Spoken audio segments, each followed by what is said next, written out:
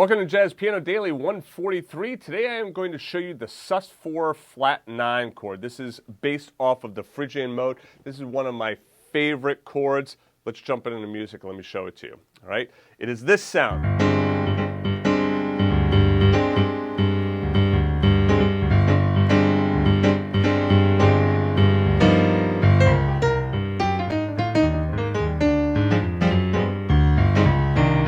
All right, so that.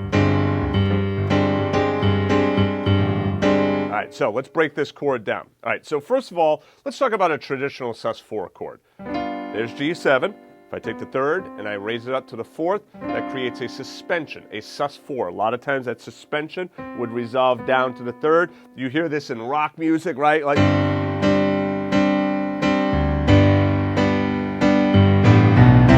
right, you'll hear that kind of stuff, that real big sussy sound, and then resolving, and then going back to your one chord. All right, so here in jazz, we keep that same sus sound, but what we do is we add in that flat 9 as well. And that flat 9 gives you a very interesting sound. Now, I'm not going to be able to realistically play all of these notes with one hand. I mean, I can, but that's probably going to be a stretch for many of you. So we leave off the 7th up here, and instead we could voice it like this. We could also, remember in our last lesson we talked about crushing, right? We could crush the 7th right down in here with the root.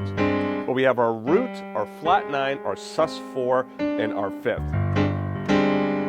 Another way of voicing it, like this, or like that. Right, so I gave you an alternate voicing right here.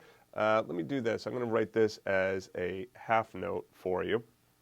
And then I'll give you that one or that one. So you see how we could put that root up on the top, either the 7th on the top or the root on the top. I'll make this a little bit bigger for you. Okay. So the first one here. Next one.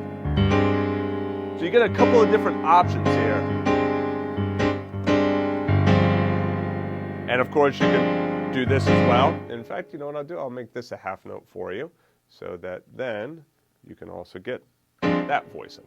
So you got 4 different options. Now, in the left hand, you can play the root right here. I'm like kind of moving back between the octaves, right? Or you could bring in the root 7 as well. And the root 7 actually works on all of them except obviously for this one, because you get the 7th down there already.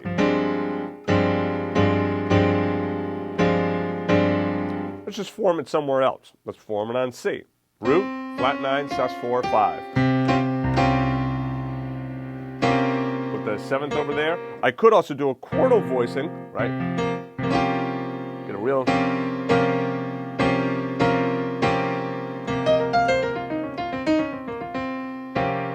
So now let's talk about improvisation over this chord. So this chord is built off of the Phrygian scale. So first of all, let's talk about what the Phrygian scale. Let's start with our E flat major scale first. So get those notes in your mind, right? Remember, the Phrygian scale is just a mode of the major scale. And all a mode is, it's just shifting where you start the major scale.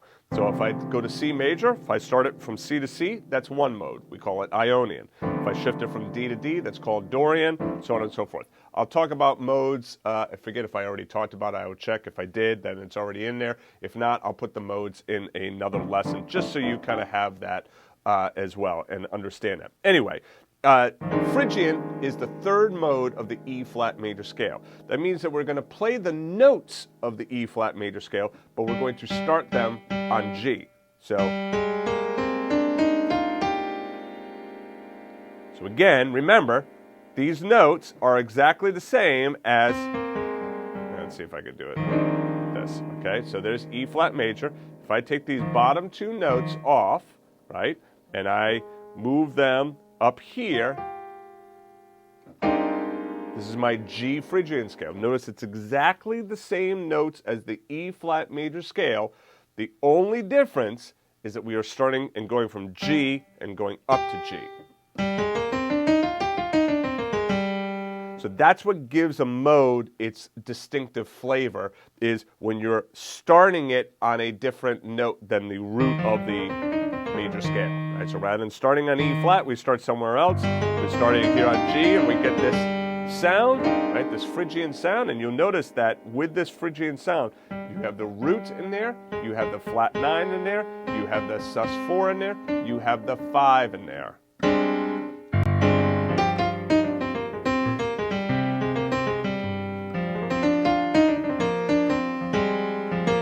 Right, so here's your Phrygian scale, your G Phrygian scale. So the G Phrygian scale is the same notes as your E flat major scale. So here's your E flat major scale. Check out my piano essentials if you need help forming all of these major scales along with the fingering. And then the G Phrygian scale.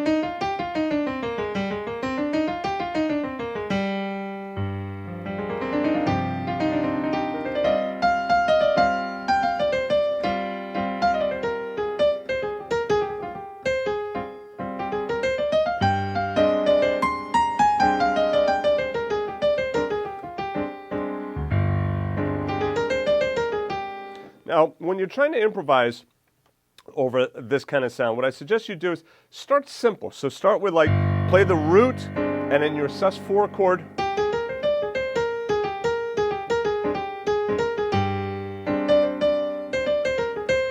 So you see I'm just using the first 5 notes of my Phrygian scale. First 5 notes of the Phrygian scale. I'm not trying to do the cross, because a lot of times the crossing like that is what messes students up.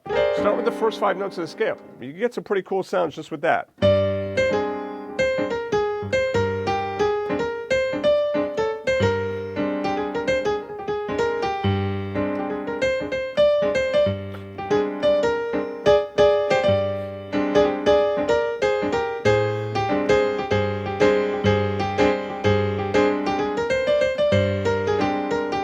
And then once you feel comfortable, then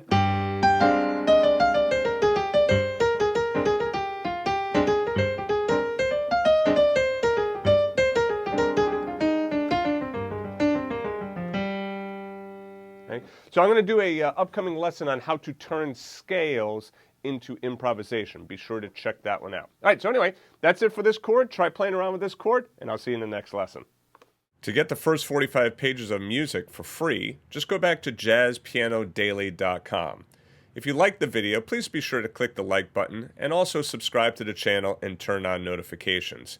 To watch the rest of the lessons in this series, just click on the playlist to the right of this arrow.